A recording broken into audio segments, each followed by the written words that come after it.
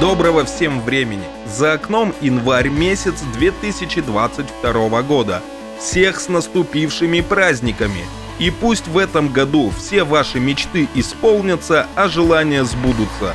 Ну а в данный момент пришло время подвести итоги в мире кино и определить лучшие фильмы, которые порадовали нас в 2021 году. Сразу хочу добавить, данный топ – это лишь мое личное мнение.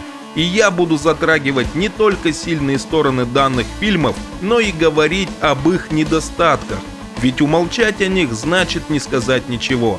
Но весь список основывается исключительно на плюсах, положительных качествах, ну и, конечно, на моем восторге от этих картин. Также я постараюсь не углубляться в подробности сюжетов, на случай, если кто-то не смотрел то или иное кино, и не стану выносить вам мозг скрытыми смыслами и философией, которые содержатся в данных фильмах, ибо ролик тогда получится очень большим. Ну а если вы считаете, что какой-то фильм заслуживает большего внимания, то, конечно же, пишите об этом в комментариях. С вами Кинолюбов. Кто? Кинолюбов. И пришло время для заставки.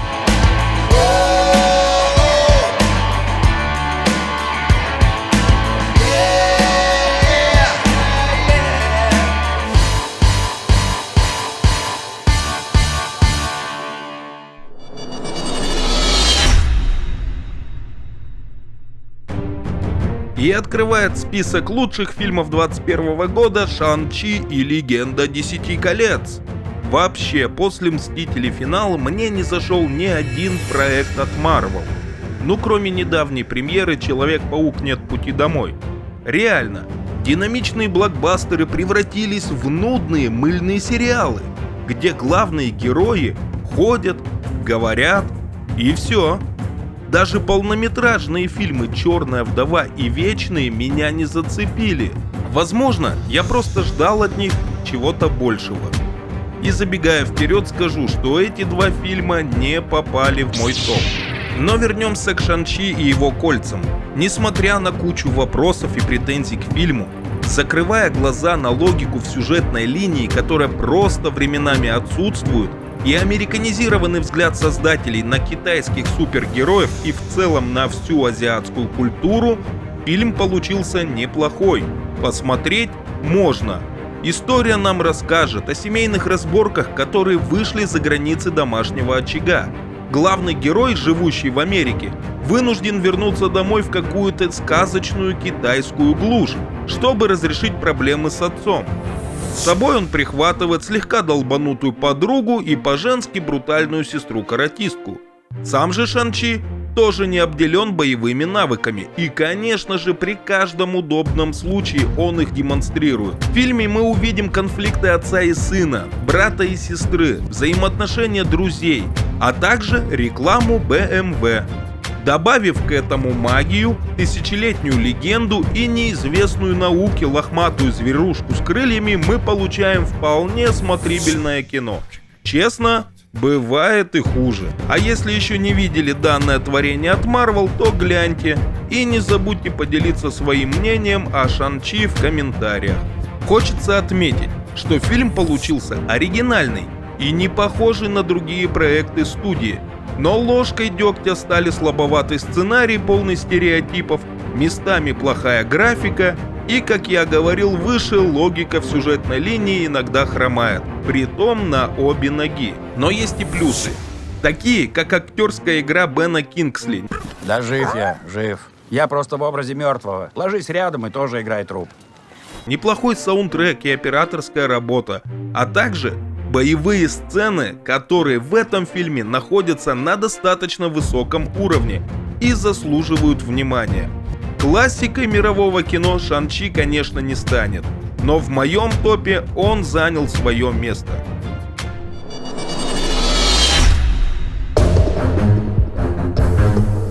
«Тихое место 2». Следующий фильм в топе для любителей кошмариков, инопланетных монстриков и всех желающих напрягать свою пятую точку от страха во время просмотра. Это хорошее продолжение первой части, которая рассказывает о семье, живущей в абсолютной тишине, в мире, где все человечество на грани вымирания, а главенствуют на земле матушки инопланетные пришельцы, которые слепые как кроты, но зато прекрасно слышат. И, естественно, жрут все живое, что хоть как-то издает звук. Так как в первой части умалчивается, откуда прибыли эти инопланетяне, второй фильм нам приоткроет эту тайну. Также сюжетный мир станет больше. Появятся новые локации, новые действия, новые персонажи. Но основной смысл фильма не поменяется. Главные герои все так же будут пытаться выжить. Да, и концовка намекает, что в скором времени, возможно, мы увидим еще и третью часть данной истории. К фильму, конечно, есть вопросы. И во второй части тоже не все гладко в сюжете. Но режиссерская работа, актерская игра и саундтреки, чередующиеся с абсолютной тишиной, создают напряжение и заставляют хотя бы на время забыть о недостатках. Огромная уважуха режиссеру Джону Красински. Ему удалось создать оригинальный мир со своими правилами. Шикарно снять его и показать так, чтобы во время просмотра зритель реально переживал за героев. И хоть многие западные критики утверждают, что второй фильм получился хуже, мне же он понравился больше первой части. Место в топе заслужено. Рекомендую к просмотру, если еще не смотрели.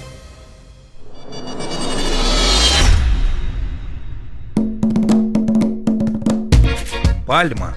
Наконец-то мы получили от российских киноделов что-то душевное. То, что подходит для семейного просмотра и при этом вменяемое. Это вам не боевик про лихие 90-е и не военная драма про Вторую мировую. Это лирический фильм, который с первых же минут берет за душу.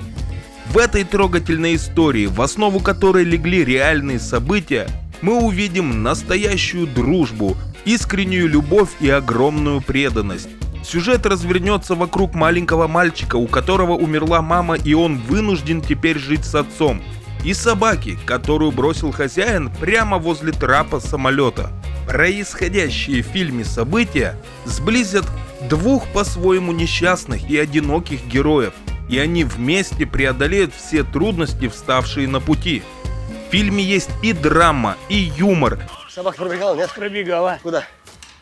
Вон в туалет пошла. И ненаигранные диалоги. Великолепная работа режиссера и оператора.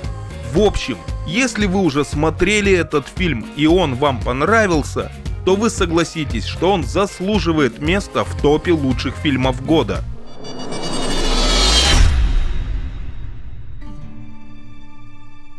Круиз по джунглям. Я долго не решался вставить этот фильм в топ. Даже пришлось пересмотреть его. И это понятно, ведь в фильме больше минусов, нежели плюсов. Но давайте по порядку. Для начала скажу, что Дисней давно пытается создать новую франшизу на замену «Пиратам Карибского моря». Интересную, приключенческую, захватывающую, а главное более прибыльную. Оно и понятно, ибо пираты после третьего фильма покатились под откос на самое дно. И вот, в 2021 году в свет выходит «Круиз по джунглям». Так же, как и пиратская сага, фильм является громадной кинорекламой одноименного аттракциона в парках развлечений Диснейленд. Еще из трейлеров стало понятно, что фильм, скажем, ну так себе. А точнее, на замену пиратов он точно не тянет. Нет в нем той атмосферы и крутизны. Зато в нем с избытком присутствует простой и туповатый юмор. Но все же шутки в фильме относительно добрые и поэтому легко проглатываются вместе с попкорном во время просмотра. Рядом с юмором стоят диалоги. Опять же, по моему мнению, местами они слабоваты. Ну, возможно, это проблема адаптации дубляжа. А если учесть, что мы смотрим приключенческую сказку, ведь «Круиз по джунглям» таковым и является, то юмор и диалоги соответствуют этим сказочным идиотам и персонажам. Сюжет простой, как дважды два 4. главная героиня отправляется на поиски. В данном случае на поиски чудо-дерева с чудо-листьями. С ней увязывается ее брат. Они нанимают проводника, дабы он помог им добраться до места, где, возможно, и произрастает искомое древо. Естественно, им пытаются помешать плохие дядьки, вооруженные до зубов, да еще и с подводной лодкой в своем арсенале. Бонусом к сюжету идет нечистая сила, превратившая целую команду искателей сокровищ не то в призраков, не то в мумий. Ну и в итоге добро побеждает зло. Кстати, о мумиях.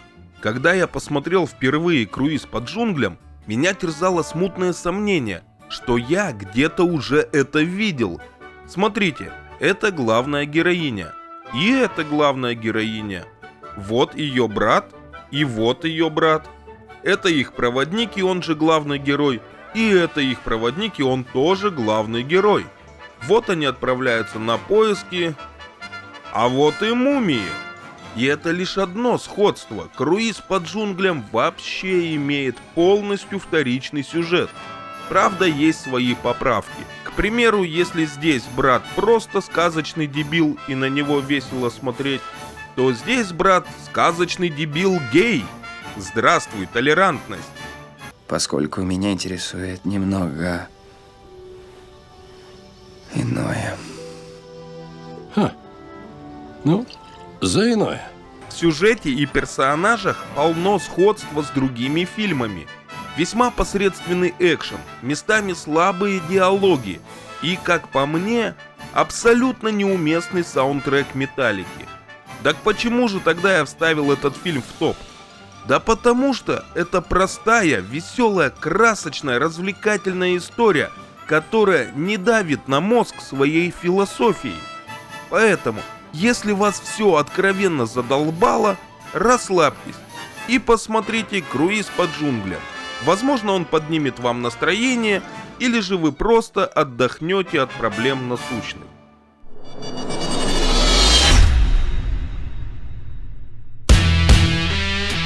Круэлла.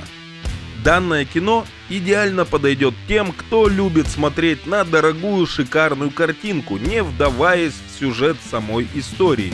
Обалденные костюмы и декорации, отменные эффекты и операторская работа, а также безупречная актерская игра Эммы Стоун и Эммы Томпсон. Омрачает все вышеперечисленное сюжетные дыры и ляпистые саундтреки, которые звучат где надо и где не надо. История повествует нам о становлении главной злодейки из 101 далматинца Круэлли де Виль. Да, в этом фильме она еще не курит и не мечтает сделать себе пятнистую шубу из собак, но замашки долбанутой стервы уже просматриваются. Хотя, опять же, на абсолютное зло она еще не похожа. Данное зрелище выглядит как огромный показ мод с откровенно позаимствованным сюжетом из фильма «Дьявол носит Прада», в который добавили безумие Харли Квинн и присыпали все рок-хитами 70-х. Оригинальности в самом сюжете нет.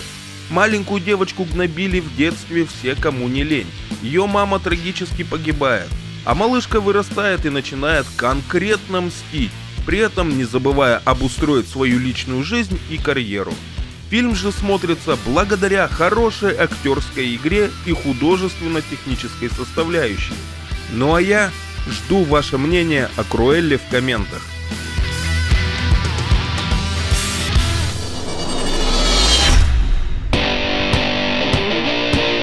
Отряд самоубийц. Миссия на вылет. Твой отряд самоубийц. Да что? Если вы любите кино, в котором сопли и слезы текут из всех щелей, а главные герои непременно останутся живы, что бы ни случилось, и в итоге все закончится хорошо, то этот фильм точно не для вас. Студийные боссы Warner Bros., чтобы исправить положение и реабилитироваться после неудачных фильмов киновселенной DC, выходящими один за другим, пригласили Джеймса Ганна, который уже снял для Marvel 2 части культовых Стражей Галактики, и дали ему полную свободу действий. Амбициозный режиссер по своему же выбору взялся за продолжение не очень удачного «Отряда самоубийц» Дэвида Эйра, вышедшим в 2016 году. Надо отметить, что «Миссия на вылет» смотрится и как продолжение первого фильма, и также как самостоятельное произведение, походящее на мягкий перезапуск данной супергеройки. Точнее, антигеройки. Ведь главные персонажи являются отбросами общества, отпетыми негодяями и безжалостными убийцами. Вдобавок, у многих из них явные проблемы с психикой. В фильме полно кровищи, кишков, стекающих по стенам, убийств и смертей. При этом будут гибнуть и главные герои. Целая гора черного и пошлого юмора. Вот дали в приказ ради свободы обработать пляж членов. Я бы сказал, но проблема. И много. Даже слишком много сумасшедшего экшена. А сюжет картины таков. На одном острове происходит государственный переворот, и власть захватывает ненавидящий американский образ жизни мужик. Западная демократия под угрозой. И правительство Соединенных Штатов принимает решение отправить на остров кучку настоящих мерзавцев, которые мотают неслабые сроки в местах не столь отдаленных. Задача отряда такова: кое-куда проникнуть, кое-что забрать, кое-что взорвать, кое-кого убить и вернуться обратно в Штаты. Главные герои прибывают на остров. И тут понеслось!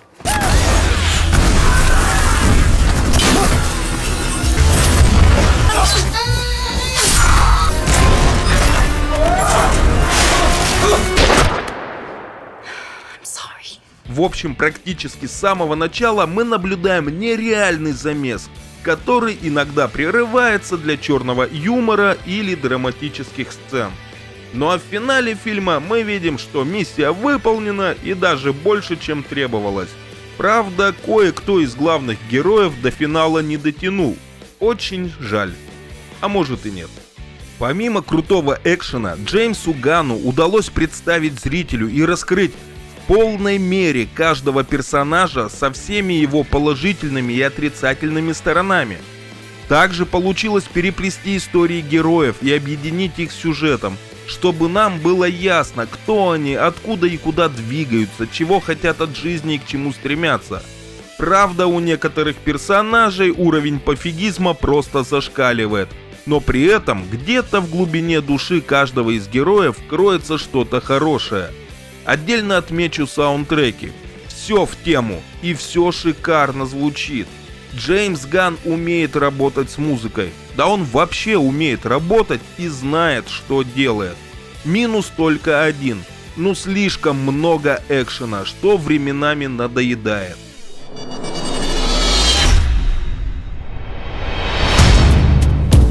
Охотники за привидениями. Наследники. Что я могу сказать про этот фильм? Ностальгия. Этот фильм вошел в список лучших только потому, что мне нравятся и старые фильмы «Охотники за привидениями», и мультсериал 86 года. Да даже женская версия ничего-то. Посмотреть и поугарать над Крисом Хемсвортом можно. Я попросила Кевина набросать логотип для нас. О, а нельзя ли немного пореалистичнее? Что, размер не понравился? Могу увеличить. Наследники же имеют прямую связь с фильмом 1984 года. За основу сюжета полностью взята идея из первой части, и сейчас нам как бы представляют продолжение истории спустя много лет. Скажу честно, я ждал чего-то более оригинального. Масштаб бедствий, опять же в сравнении с фильмом 1984 года, не такой глобальный. Хотя обосновать это можно тем, что место действий переносится из мегаполиса в небольшую деревушку, куда приехали главные герои вместе со своей матерью. А вот женская версия фильма напрочь игнорируется. По мне, так это даже к лучшему, ибо она все же является отдельным произведением. Большинство зрителей найдет в этом фильме что-то интересное для себя.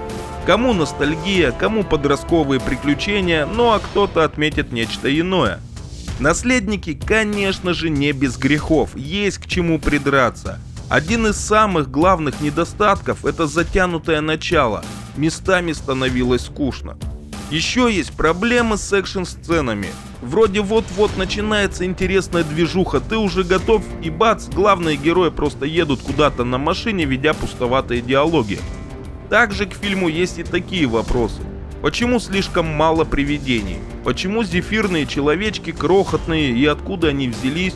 Ведь в оригинальном фильме, где зефирный человечек был один гигантских размеров, его появление нам понятно. Почему все действие перенесли в какую-то глушь, а не оставили в Нью-Йорке, ну и так далее. О наследниках можно говорить много и долго, но нам надо двигаться дальше. Добавлю только одно. Фильм все же я считаю удачным. Создатели поработали на славу. Возможно, данная многострадальная франшиза наконец-то обретет право на продолжение и место под солнцем. Это очень хороший фильм, который стоит посмотреть, и он, конечно же, заслуживает места в топе.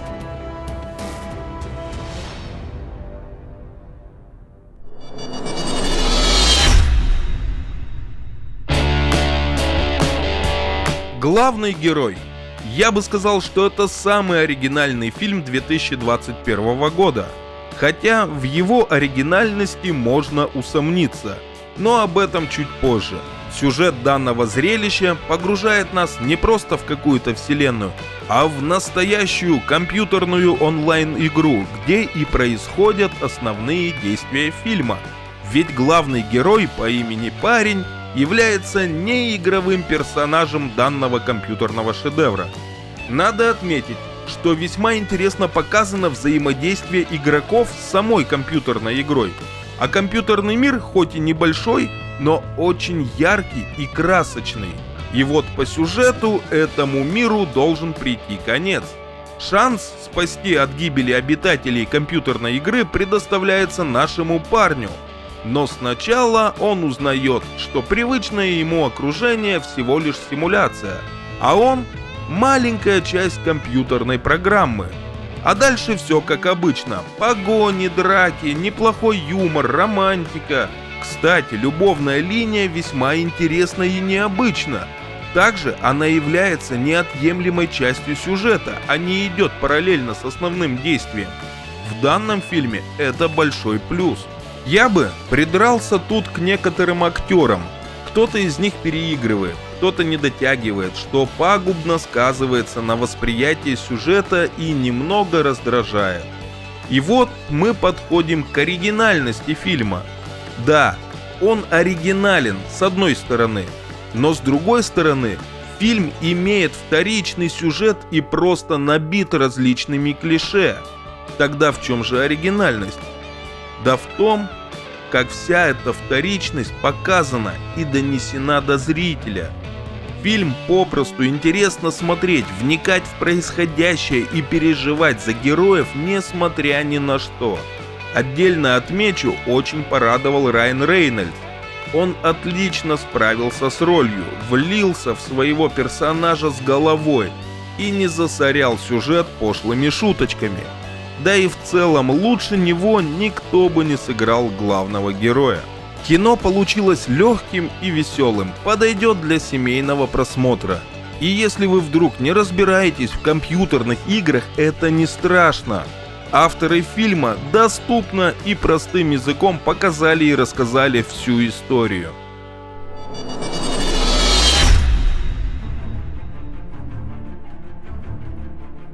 Не время умирать. Долгожданный многими фильм наконец-то вышел на экраны.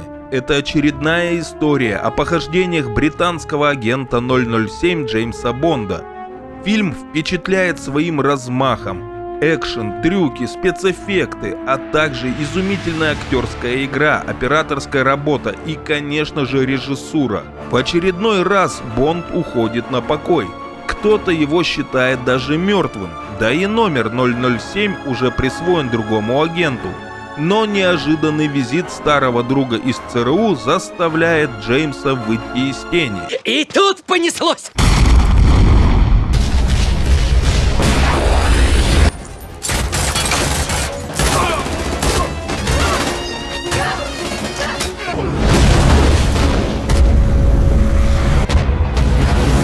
Фильм динамичен, с шикарной картинкой, Ни одна минута не дает скучать.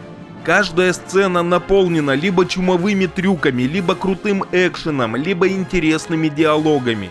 И все это сделано качественно и с размахом. По-моему, про размах я говорил уже. Ну да ладно. Добавлю еще, что некоторые сюжетные повороты весьма интересны, так же как реакция и отношение персонажей на происходящее. Актеры отлично играют, и ты вместе с ними просто погружаешься в эти шпионские приключения. Ну и конечно же саундтреки. Хансу Циммеру нижайший поклон и моя уважуха. Без его музыки данная картина была бы просто неполноценной. Из главных минусов это немного простоватый злодей. Хоть он и заставляет переживать за главных героев, но особого страха у меня не вызывал. Вдобавок, новый агент 007 мне не понравился, от слова совсем. И как уже многим известно, Бондиану ждут глобальные перемены. И в будущем мы вряд ли увидим каноничного Джеймса Бонда, пьющего мартини с водкой в окружении красоток. Хотя случиться может всякое. Поживем – увидим.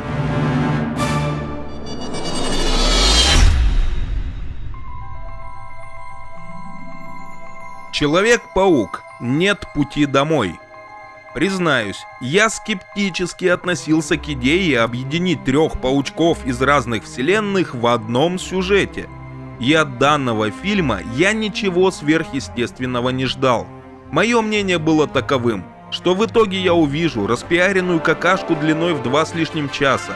О боже, как я ошибался. После просмотра «Нет пути домой» моему восторгу не было предела. Марвелам спустя относительно долгое время и после весьма сомнительных проектов удалось таки создать развлекательное и масштабное зрелище. Кевин Файги, снимаю шляпу.